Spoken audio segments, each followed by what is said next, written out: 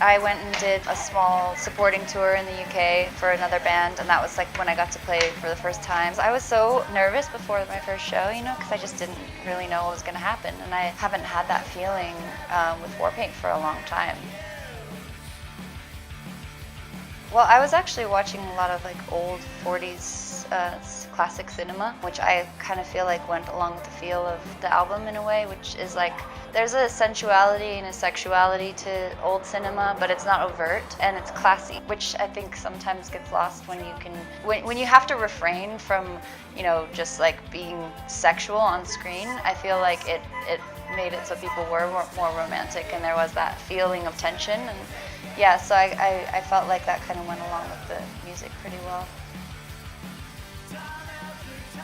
I would say what characterizes the way I play, I guess, would be that I just never really learned anything in like a real way. You know, it's like being self-taught and making up chords by knowing like which notes I like that work for the song and making those into a chord, as opposed to thinking, oh well, I know that this song is in a certain key and now I could play this B flat chord or whatever. You know, it's like I didn't, just coming at it from that angle is, I think, created something maybe more unique and different. I realized in probably 2010 how much making music really meant to me, and I'd been playing for a long time before that, but I didn't know how much it meant to me on like an emotional, personal healing level. I think I'm a pretty emotional person, and music is such an emotional medium. Like writing and making Love Laws actually really helped me understand some things about myself and kind of change.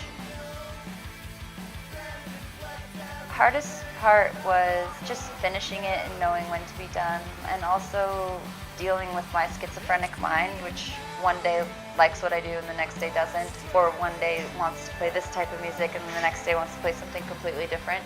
So then I'm not in that headspace anymore, and then I'm like, well, I don't want that, you know. I had to navigate through my personal trips.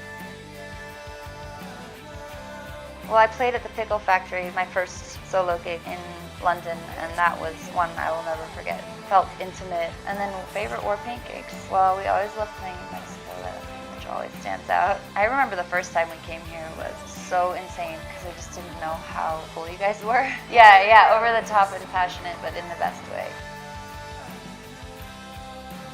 Well, I think it's important to use the time in the day wisely. I have that itch all the time. Like if I'm not doing something that makes me feel like I'm producing something, I start to feel kind of empty.